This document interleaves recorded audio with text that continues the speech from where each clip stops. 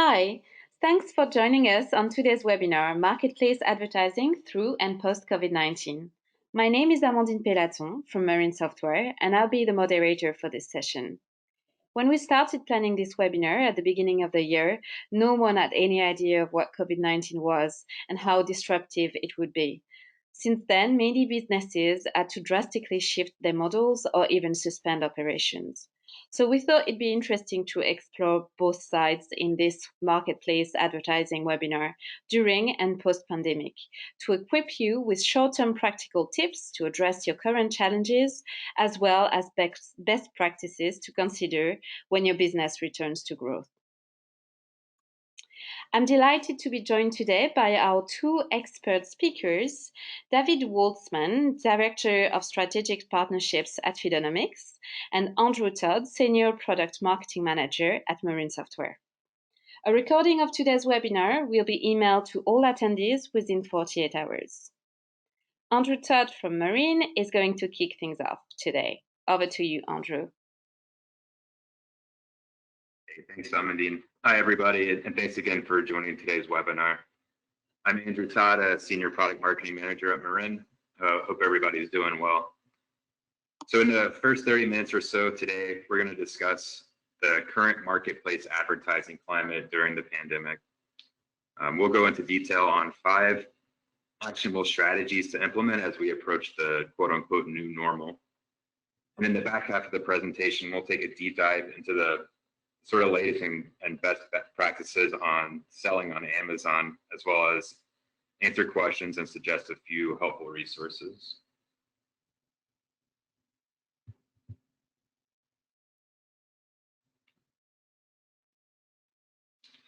So what's the current state of affairs? What we're looking at here is a survey that was released by eMarketer, I think it was last week.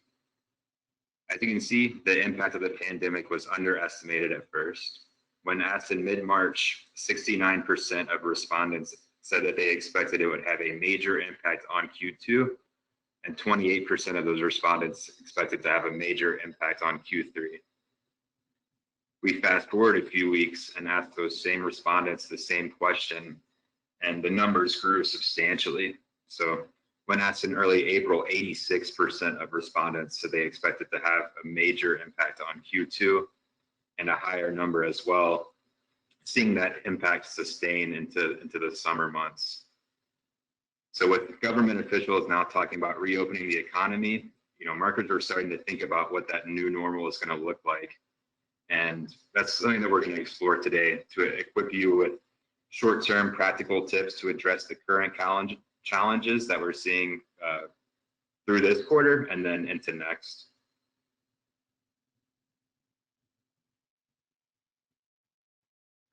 So let's take a step back and just look at the retail landscape from a wide frame lens. First off, you have products. These are the sales proposition, the value that you're aiming to deliver. In this visual here, that's going to be represented by the electronics. So COVID-19 had a huge impact on just this stage of selling, with its swift and ongoing effect on supply chain and logistics. As we think about warehouses that had to close down due to the viral transmission, and retail businesses which were forced to suspend operations. Oftentimes, just getting the products ready for sale proves to be a prohibitive challenge. For products that we're able to get onto the digital shelves, so to say, we have the channels and means for advertising and promoting those products. So obviously, Q1 earnings have come out, and Facebook, Google, and Amazon, big tech hasn't been affected too much by this pandemic. Today, we're really going to focus on the marketplace side of things. So looking at Amazon, Walmart, et cetera. And then ultimately, consumers need to have a place to make their purchases. So we have the products, they're on the shelves, where are people actually going to buy these things? That could happen on your own website, on a marketplace like Amazon, potentially picking up like a curbside to go order at a store, a local brick and mortar. Obviously, the pandemic had a major impact on, what we would consider offline or in-store sales, but it's still a viable means for for making a purchase.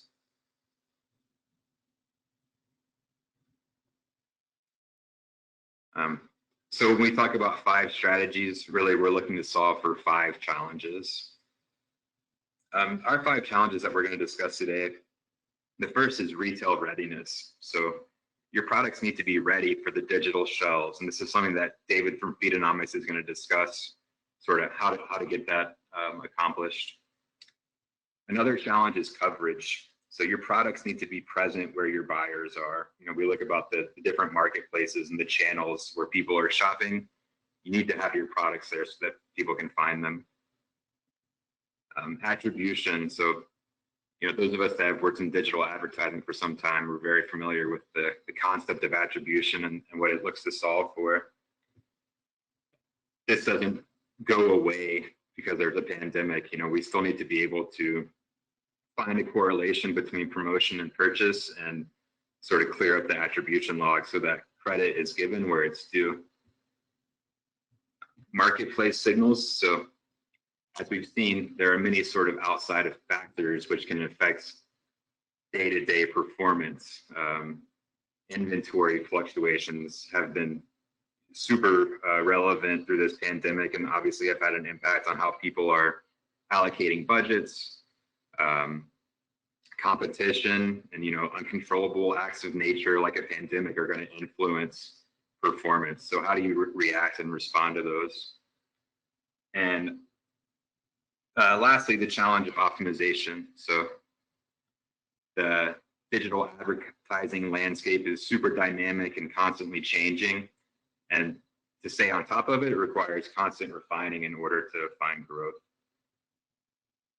So to respond to these challenges, we're going to look at things such as Amazon attribution, day parting, new to brand bidding, and other, you know, really tactical solutions to each of these challenges.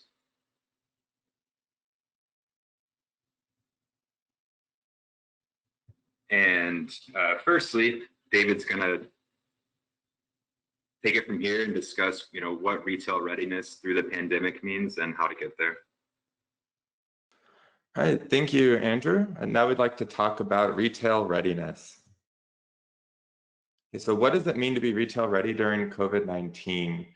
It means that you need to be ready for digital, and not just digital as a piece, but really everything you're doing online. The top place to do that right now would be marketplaces. And so with Feedonomics, we can easily get products from your e-commerce store. You see a variety of them there in the bottom corner. Really any of the major platforms that are out there that, you know, are really easy for small and medium businesses, but also some of the major corporations out there. So we suck in all that data to Feedonomics, we aggregate it, we normalize it, we transform it, and then we syndicate it out to all these different marketplaces like Amazon, Walmart, eBay, Facebook, and so on. It's important to understand that there's differences between all these different destinations and that the Feedonomics experts understand what those are and optimize for most eyeballs. So with regards to optimizations on Amazon specifically, you're going to want to make sure that products are optimized. You know, the big ones we typically look at are the fields for title, description, materials, colors, things like that, to make sure that we're able to improve searchability, get better click-throughs, and reduce wasted ad spend. The categories that Amazon prefers are going to be different than Walmart is going to be different than Target. And so it's really important that in the master feed in Feedonomics, we create all these fields with the right names, titles. In the case of Amazon, how you list variants is very important as well. So how do we enforce that all of the correct rules are being written for each of these unique destinations? In Feedonomics, we implement data governance. So we're able to create rules around an absolute number of SKUs or a percentage of your catalog. We want to make sure that links are good. We want to make sure that categories are present. We want to make sure that any category-specific attributes that are required on a marketplace like Amazon are populated to make sure that, again, you get to the top of the page. I'll hand it back to Andrew. Cool, thanks, David. All right, so now we're going to look at the challenge of getting coverage in the marketplace.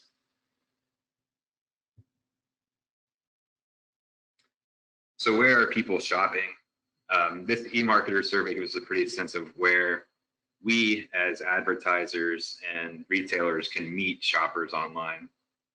You know, a majority of people start shopping on Amazon, followed by Google.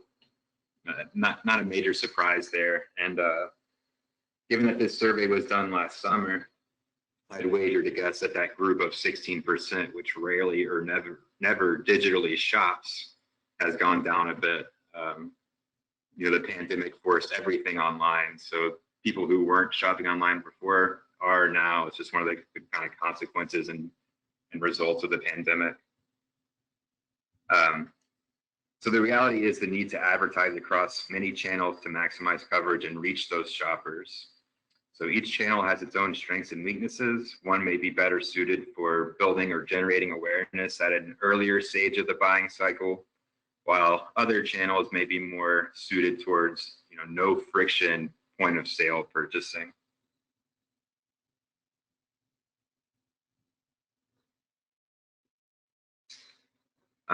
Let's look at, you know, sort of each of these channels specifically real quick.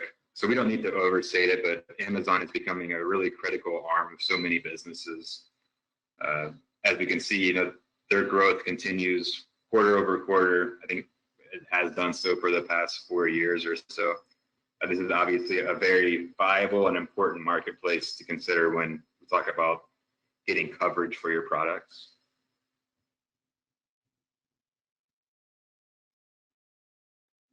And then again, you know, we saw on that earlier survey that 22% of people would start on Google. So if you're looking to expand or grow and maximize coverage on Google, Google recently announced organic or free shopping listings.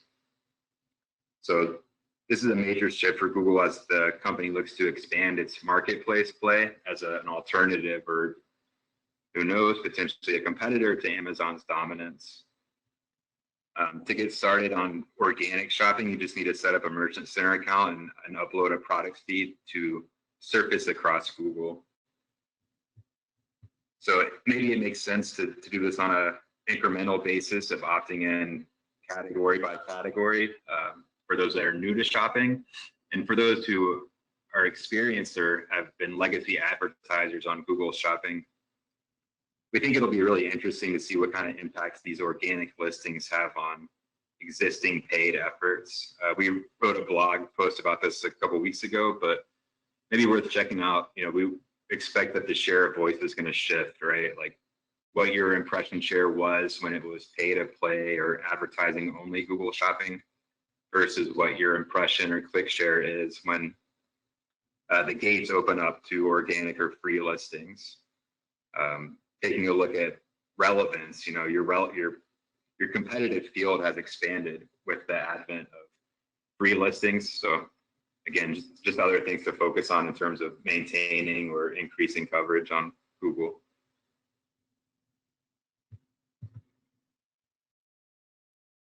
Well, and then, you know, also there are these sort of emerging ancillary marketplaces like Walmart. So sponsored products is a new solution as of this year. There are also additional channels. You know, I think Best Buy and Home Depot are also sort of exploring a sponsored product solution. But as we speak to coverage, you know, again, it's meeting shoppers where they are shopping. So Amazon, Google, Walmart, Best Buy, et cetera, you want your products to be there when somebody's looking for them.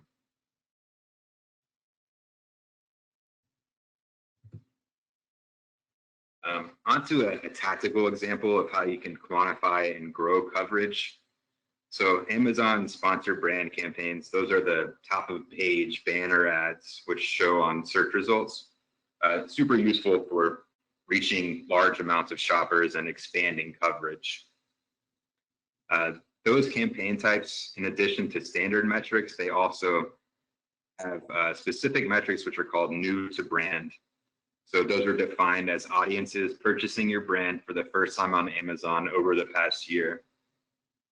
as we think about growing coverage and trying to reach out to new shoppers, a metric like that is going to be certainly valuable for us to optimize towards. So let's take a look at an example of how that would work.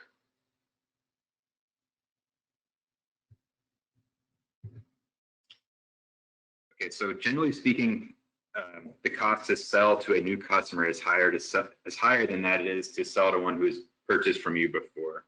That's kind of like an old saying: the cost to sell to someone new is more expensive than it is to sell to someone who's familiar. We can actually quantify that with new to brand revenue. So what we're looking at here, let's say that I'm optimizing a sponsored brand campaign. Within it, you're able to see 14-day revenue and also to segment that by 14-day new to brand revenue. In addition, for sponsored brands, there are metrics like detailed page views, which are also super important in terms of if you're just trying to generate awareness or grow coverage. So using a tool or potentially a spreadsheet, if you're going to be optimizing those sorts of campaigns and your goal is to prospect or generate more new to brand sales, you could essentially weigh new to brand revenue heavier than existing customer revenue. So we see here that new to brand revenue is weighed 200%, whereas our just generic existing 14-day revenue counts as a 1-to-1. In this example, we're also assigning a weight towards a detailed page view. So as an advertiser, I now have my sort of revenue calculated at which I want to balance out my costs. And I'm tipping the scale heavier in effect towards new to brand, because I not only want to deliver great products and a great experience for people who have purchased from me before, but I'm also vested in growing and expanding my business and coverage by tipping the scale in the favor of people who have never purchased from me before. With a optimization model like this, you're able to accomplish both things.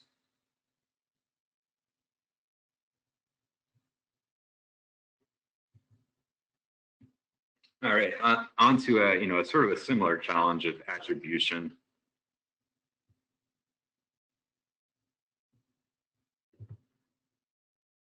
So this CBC Strategy statistic is pretty interesting, and Amazon had disclosed this in a webinar recently, but 53% of Amazon shoppers being more comfortable buying an unfamiliar brand on Amazon versus anywhere else. So what does that mean, and how do we solve for that?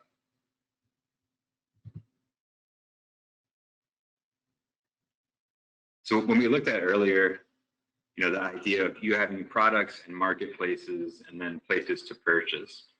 So I could be using paid advertising to drive to my website or to drive to Amazon, and then ultimately somebody's going to make a purchase. Think of using a Google site link that says buy now on Amazon that takes that visitor directly to Amazon to make a purchase. Or think of a Google ad which takes somebody to your brand website, and then there's obviously the ability to add to cart there. What Amazon Attribution looks to solve for is connecting the dots. So in that former example, that could mean taking the costs or spend data that was behind the Google site link and then the revenue data that Amazon's reporting and marrying the two together. An interesting example that ties back to that 53%. So you may have a Google ad which takes somebody to your website and they add to cart, and perhaps they say, oh, that shipping window is too long. I'm going to see what Amazon can do for me. And they find a quicker shipping window on Amazon and they purchase there. Amazon Attribution would allow you to quantify all that activity.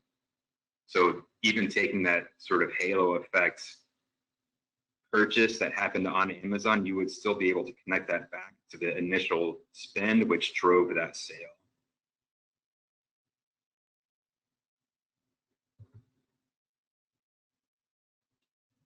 So to report on this correctly, you would need to set up an Amazon attribution account. Within that console, you can generate all the unique reporting tags that you would need to append to your off Amazon sources. Those are your Google ads, your Facebook ads.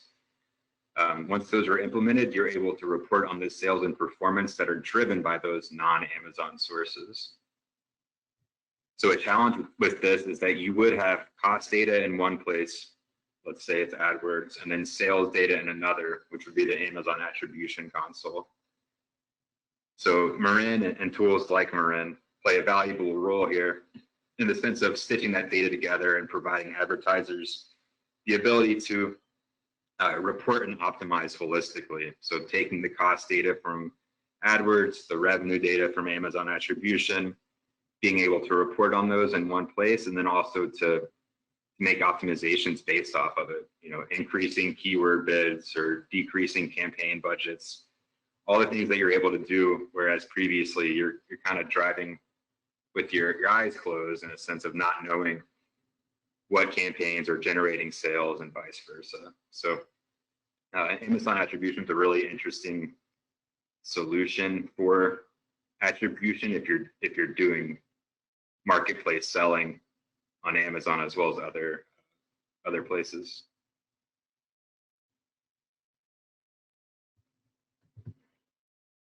All right, now we're going to drill into optimization. Check my thesaurus for better words for optimization all the time, because I feel like it's one of those really tired out jargon terms in digital advertising, but I've yet to come up with anything better. So let's look at day parting. So this is a study done by Sales Cycle, which found that people are more inclined to make purchases on Mondays and Thursdays by day of week. It's a fairly broad finding, I guess, and who knows how this has changed since the pandemic came through. But the idea here is just that you want to look at what are the buying behaviors and trends that your shoppers abide by. Do you see sales spikes on the 1st and the 15th of the month when people are getting paid and they're more inclined to buy online? Are there certain days of the week where your shopping activity is higher than others, or even drilling into hour of day? Are people more inclined to buy from your business in the morning versus the evening? These are things that we want to make analysis and understand. And what we can do is use that analysis to respond in a way that's meaningful to our shoppers. What would that response look like? So to optimize for the hourly or daily shifts in buying behavior, advertisers can implement day parting schedules to adjust those bids based on the sales likelihood. So let's say that we use that, Mondays and Thursdays are most successful for my business. I could implement a day parting schedule, which is going to see me doubling my bids on Mondays and Thursdays, and then add another schedule that says, hey, even from 8 to 9 p.m. every day of the week, I also want to increase my bids there. This is a strategy that sees you being more aggressive with budget, but you could also look at this from a conservative lens of, if you're constantly exhausting your budgets on Amazon or elsewhere, maybe you want to reduce your bids in the morning hours or certain hours of day so that you're able to sell through the full day without, running out or depleting your budgets earlier. Bidding down during those off-peak hours and reallocating that budget for peak sales hours, it's a tried and true way of improving the overall bottom line.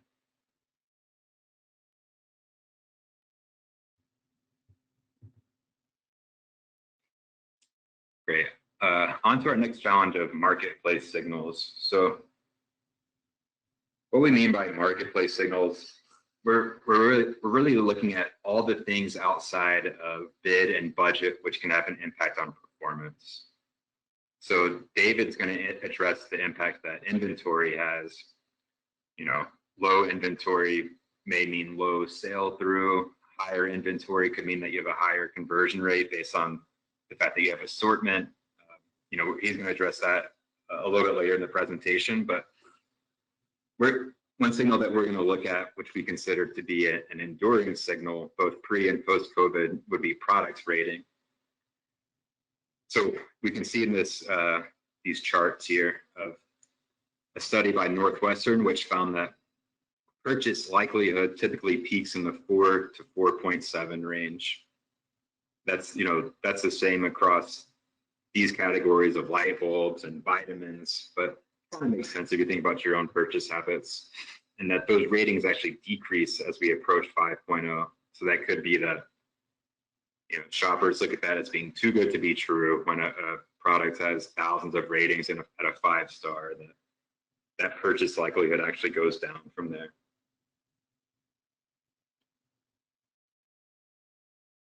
So how would we take the marketplace signal of reviews and ratings and use that to optimize with?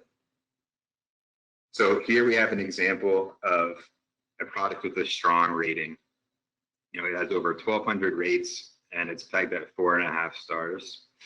We know that this product's conversion rate is double what our benchmark conversion rate is for our overall catalog. So just based on that alone, just based on rating and review, we would want to be more aggressive promoting this product as it's proven a higher likelihood to generate sales.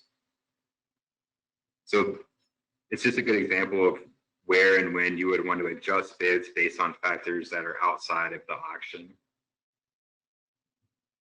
Let's flip over and look at an example of a sort of the inverse of this, a weak rating or a poor product.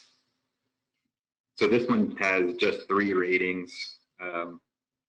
Not a glowing endorsement there with 2.5 stars, but again, this could be like a new to market product given that it only has 3 ratings. So the strategy is going to be different, right? For this one, we may want to optimize towards page views, just in an effort of getting those ratings up, like an actual number of ratings, right? It could be new to market. We're just trying to sort of build awareness around it to see what it can do.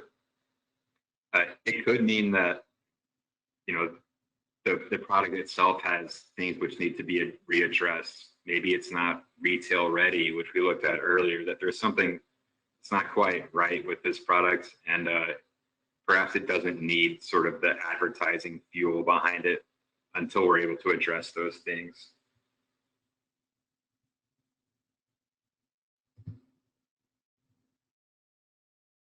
So, reviews and ratings, that's one of the marketplace's signals to be considered of when we're looking at performance. There are lots of them, think about just the effect that obviously the pandemic had, the active nature that it was.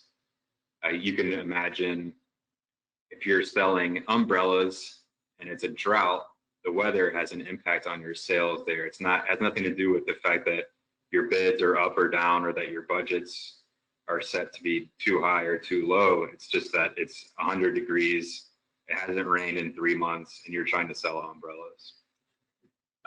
Inventory has a factor on that, right? Where I'm selling a product which has 10 different sizes and 10 different color variations, and my competitor is selling the same product with 1 size left and 2 color variations. It doesn't matter that my bid may be higher than that competitor's bid or vice versa. Like ultimately the differentiator there is the inventory. So you want to be considerate of those sort of outside of the auction or outside of the campaign signals, which can impact performance, and be able to react to those. Bid things up if reviews are high, bid things down if inventory is low. You can set up these different sort of signals that come in and then base your optimizations off of them on a dynamic sort of day-to-day basis.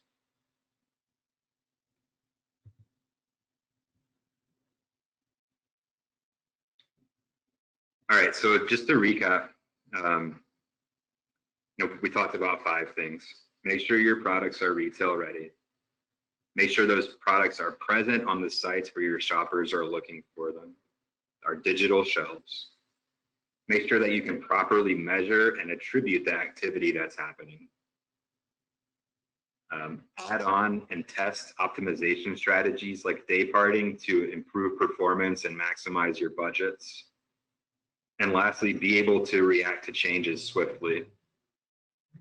I would also just emphasize that with all this, remember the key concept of testing. None of these strategies have to be all or nothing. Everything can be tested on small scale, and that sort of testing should always be a core component of your advertising efforts.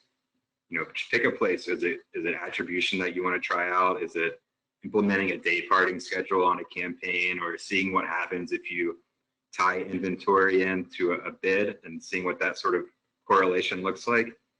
We don't have to do all of this all of the time, but just find an area where you may want to look for an opportunity and implement some test strategies, and then scale if it works.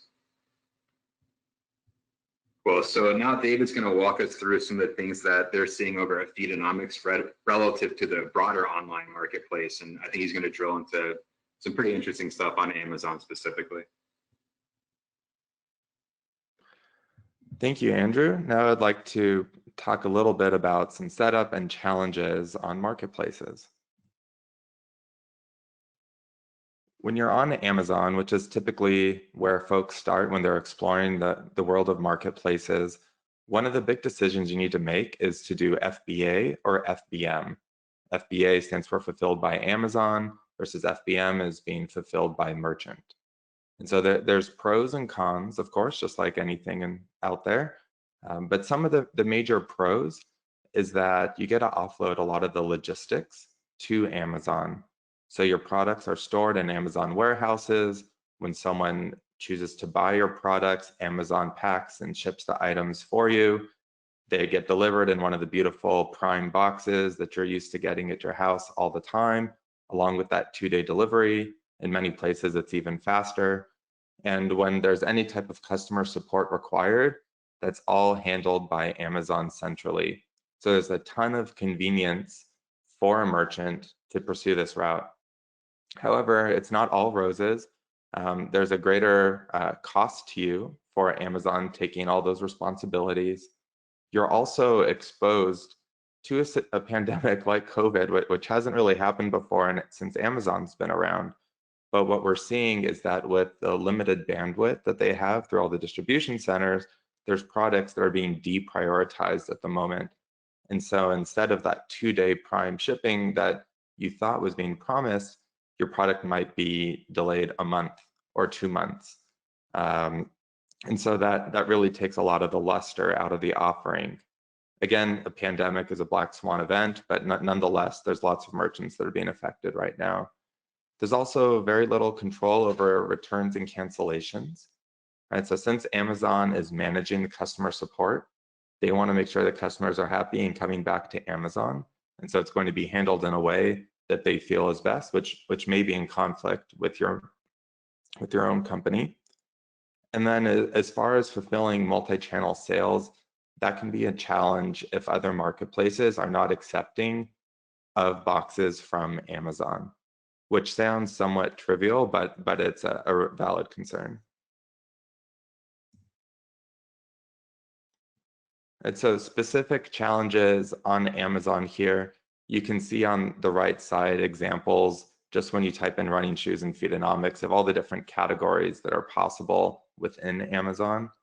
And so each category on Amazon has different variables to populate and even different options to choose between them. Two of notable mention here are item type and department name. And so again, in Feedonomics, we understand this nuance, which again is going to be different than any other marketplace that you go to. We know all the standard terms, and our analysts are working day in and day out on the marketplace itself and can make sure that we deliver optimal values. Variations, I mentioned before, is something that we have to make sure we handle appropriately. In Amazon, they require parent level rows in your feed, which means that if you have a shirt and there's 5 different colors of that shirt, you have to have a parent level one that's independent of all those colors, and then one for each of those different versions. That may make sense to you or not. If you're used to just PPC, where you're listing specific products, each row is going to have its own, but you typically do not have the parent level. And so our team of analysts is able to create those parent level ones quite easily. And again, just ship it to Amazon and control for quality in the other destinations.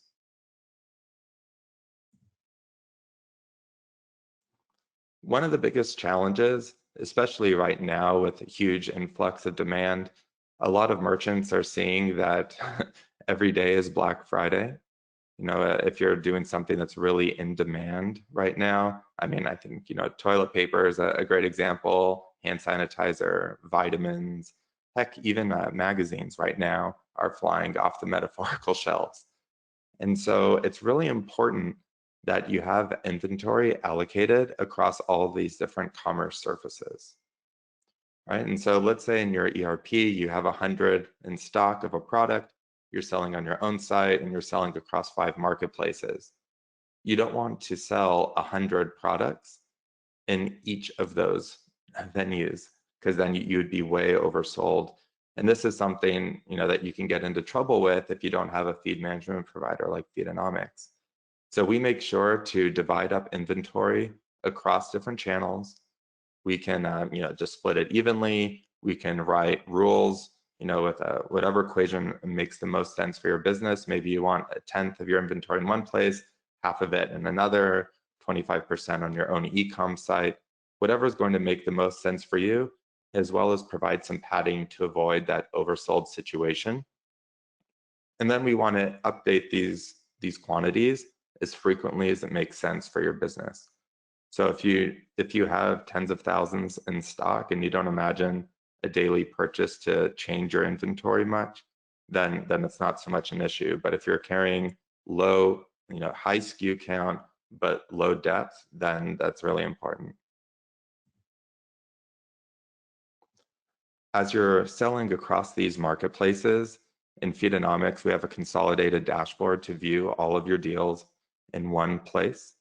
So this is each transaction, who bought it, what they bought, what the fulfillment status is, order numbers, everything you need to be able to track across all of your different commerce surfaces.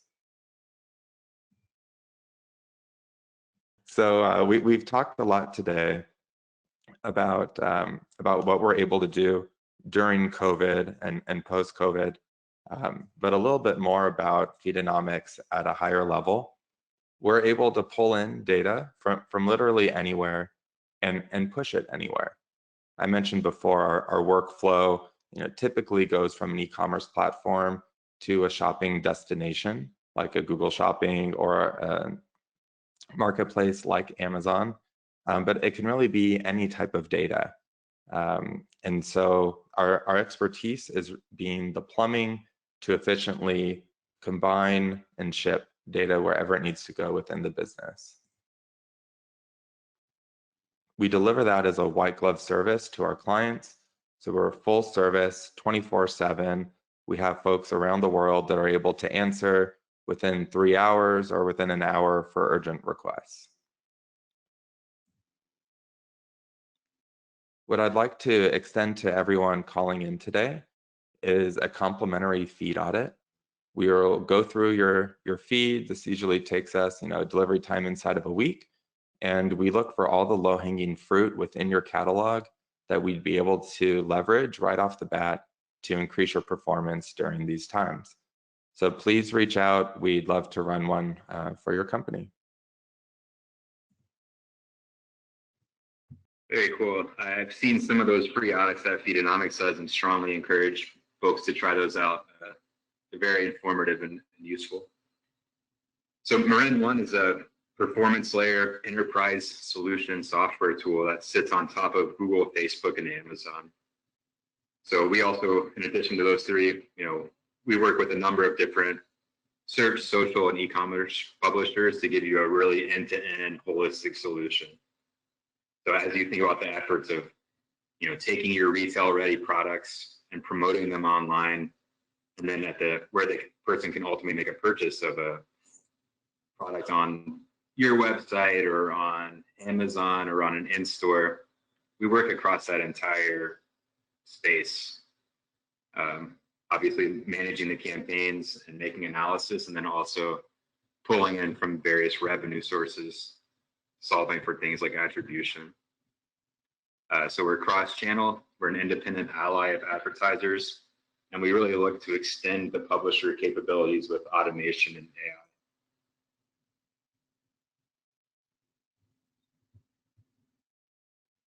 AI. Right now, one thing that Marin is offering is expert assist solutions. So this can be a range of offerings from managed services to core functionality, or really getting into like nitty-gritty business case scenario specific advanced solutions. So we know that the pandemic, it's posed challenges to everybody, but those challenges aren't all the same. Each business has its own unique challenges and responses to COVID. With Expert Assist, we're really looking to see like how we can help and what we can do to help solve for those sorts of things.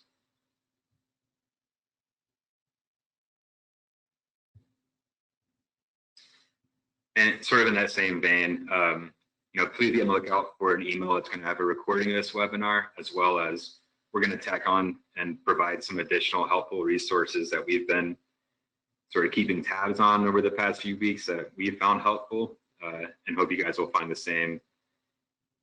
We're all in this together.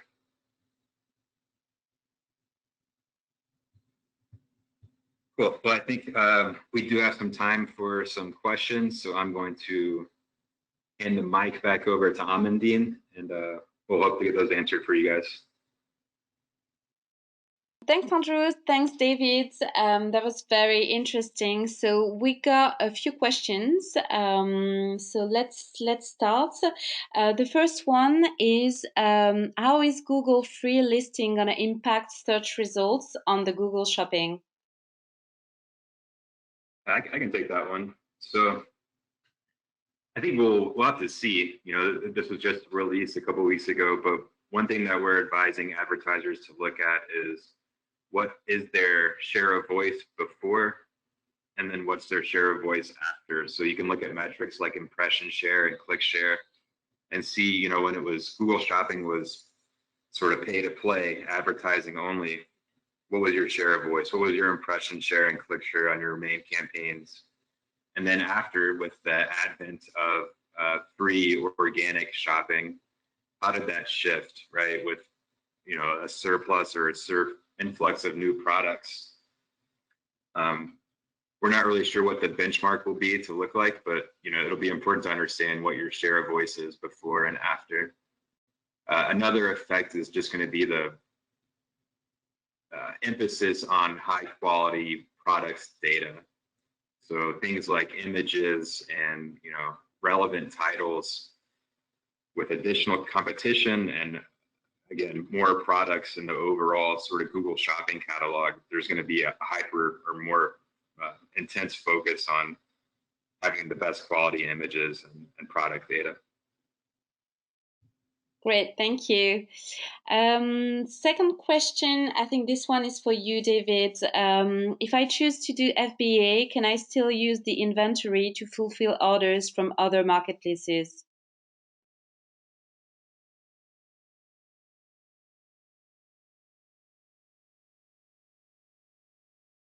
David?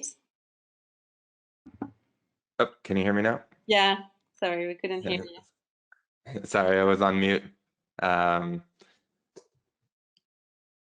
Yes and no.